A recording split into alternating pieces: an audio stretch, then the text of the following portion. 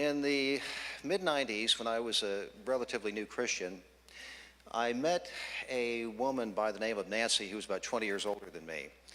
Met her at a social event, and turns out she was a financial advisor.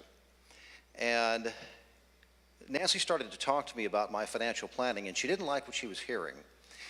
And so she called me to her office and set me up with a financial plan that I'm very grateful today has produced much fruit. Nancy was a grandmother, she was a widow, she was a fiercely independent woman, and she was an atheist, and proud of it. So Nancy and I became great friends, and through the years that we talked, of course, I shared the gospel with her. But Nancy, as I said, she was an atheist, but she was a friendly atheist. And so she would come back with me with all kinds of objections, but she was always very respectful in listening to my responses.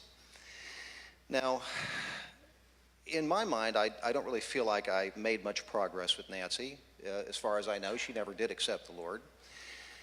But one night around midnight, I left a brand new Bible at her doorstep.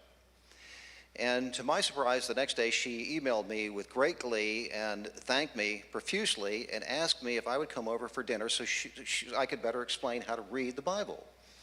And to my shock, during dinner, she was taking out a couple of markers and marking up her Bible as I went through the genres and told her how to better understand the Scriptures.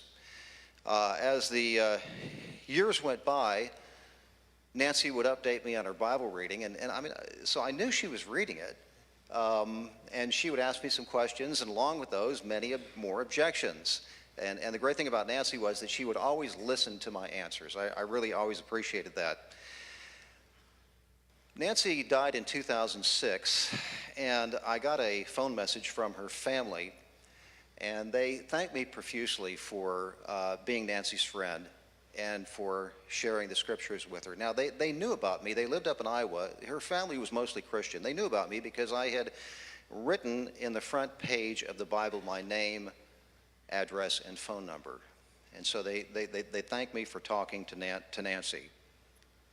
So as the years went by after Nancy's death, I often wondered, what was God's purpose? What was his intent for allowing Nancy to read his word? Because Nancy considered herself a very well-read person, very articulate, and she was. And Nancy was very honest about her reasons for reading the Bible with me.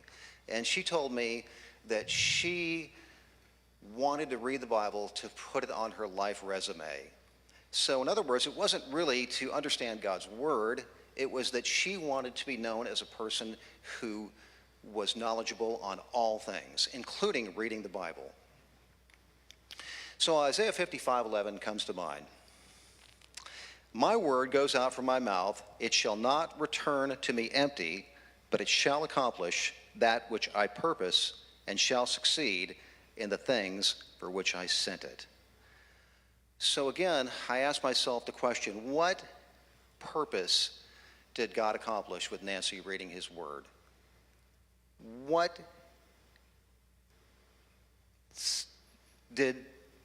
succession did God have in sending it to her? It reminds me of a quote from the Christian author and speaker Elizabeth Elliot, who once said, "Obedience is our responsibility. The result of our obedience is up to God." So as I wrap up, I would just encourage you to be obedient in evangelism, to continue to be obedient in evangelism, and know that our obedience is up to God. Because as Paul said in 1 Corinthians 3:6, I planted the seed, Apollos watered, but God made it grow. Be obedient in evangelism and allow our obedience to be up to God.